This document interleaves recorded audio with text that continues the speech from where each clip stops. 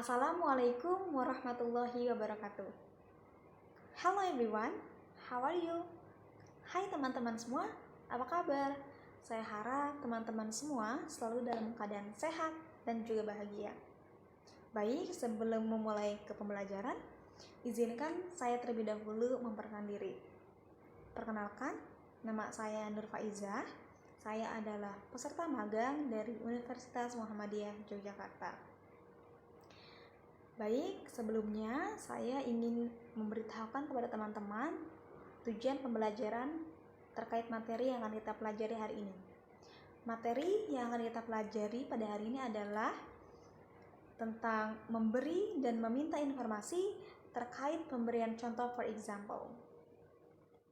Melalui pendekatan saintifik dengan menggunakan model pembelajaran kooperatif serta metode ceramah, peserta didik dapat memahami, mengidentifikasi, dan juga menyusun kalimat teks interaksi transaksional lisan dan tulis yang melibatkan tindakan memberi dan meminta informasi terkait pemberian contoh for example dengan mengembangkan sikap rasa ingin tahu, tanggung jawab, bersikap jujur, percaya diri, pantang menyerah, serta memiliki sikap responsif dan juga proaktif.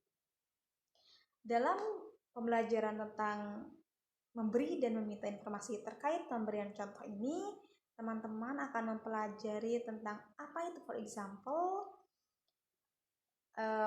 fungsi sosial for example, dan juga penggunaan for example. Dalam bahasa itu ada beberapa frasa atau kata yang dapat digunakan untuk mengawali contoh-contoh yang akan kita berikan atau ketika kita ingin membuat kalimat contoh. Salah satunya adalah for example. For example memiliki arti sebagai contoh. Biasanya for example ini digunakan dalam formal setting atau dalam kondisi dan situasi formal. Di awal tadi saya sempat menyinggung tentang frasa. Apa sih itu frasa, teman-teman? Frasa adalah gabungan dua kata atau lebih yang memiliki makna. Frasa ini dia tidak mengandung subjek ataupun verb. Akan tetapi dia terdiri dari head yang artinya dijelaskan dan modifier yang artinya yang menjelaskan. Example, ruangan yang luas. Ruangan di sini dia posisinya sebagai head dan luas di sini dia posisinya sebagai modifier karena dia menjelaskan ruangan. Contoh berikutnya adalah mawar merah. Mawar di sini dia posisinya sebagai head, sebagai yang dijelaskan. Sedangkan merah di sini dia posisinya sebagai modifier yang menjelaskan karena dia menjelaskan warna dari mawar. Seperti itu ya teman-teman. Selanjutnya adalah fungsi dari for example is to make our idea point stronger, more clear and understandable.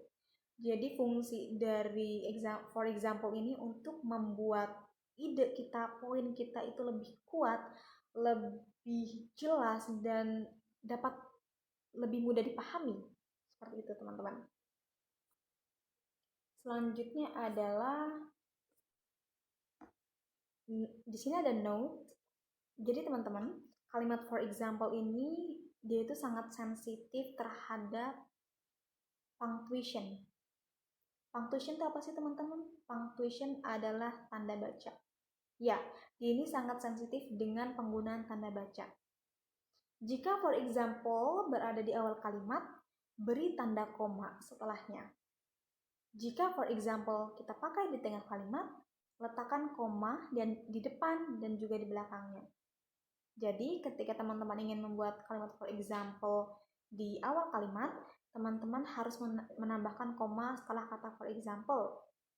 Kemudian jika teman-teman ingin membuat kalimat for example di tengah kalimat, teman-teman juga harus meletakkan koma di depan dan juga di belakang kalimat for example. Contohnya adalah we can do many things to show our love for our country. For example, by keeping our environment clean, recycling our waste, and paying taxes regularly. Di sini bisa teman-teman lihat,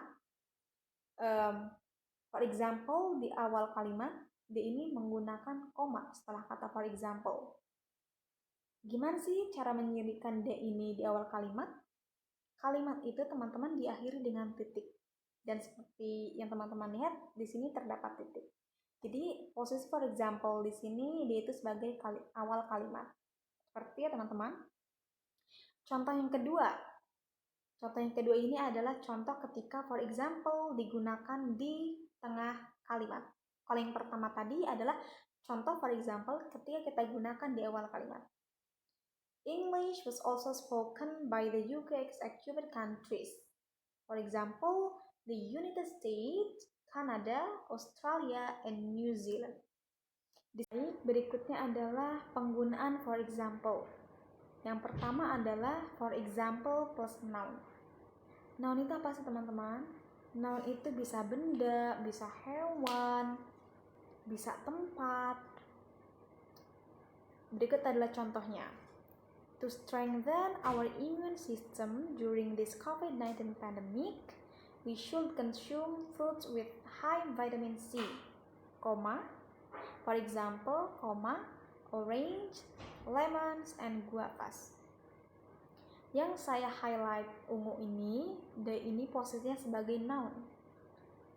Karena buah-buahan itu juga masuknya kategori noun ya teman-teman, kata benda. Contoh berikutnya adalah I learn many languages. For example, English, Korean, and Japanese. Again, yang di highlight ungu ini, D itu yang disebut dengan noun. Selanjutnya adalah penggunaan for example plus complement plus noun. Complement itu apa sih teman-teman? Complement itu memiliki arti pelengkap atau penyempurna suatu kalimat. Yang biasa kita temukan di for example itu ada they are dan those are.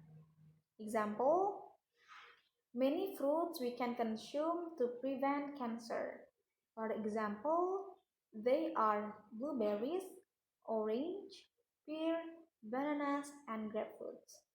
Fungsi dari complement ini atau they are ini adalah untuk memperkuat kalimat atau istilahnya untuk melengkapi kalimat supaya lebih lengkap lagi. Akan tetapi ketika teman-teman hanya menggunakan for example plus noun saja itu sebenarnya sudah benar. Tetapi ini ada opsi lain ketika teman-teman ingin membuat kalimat for example supaya lebih lengkap lagi, yaitu dengan menggunakan complement. Bisa they are ataupun those are. Contoh yang kedua adalah there are many supplements we can consume to keep our immunity health. For example, those are e-boost, super immune, and redoxon.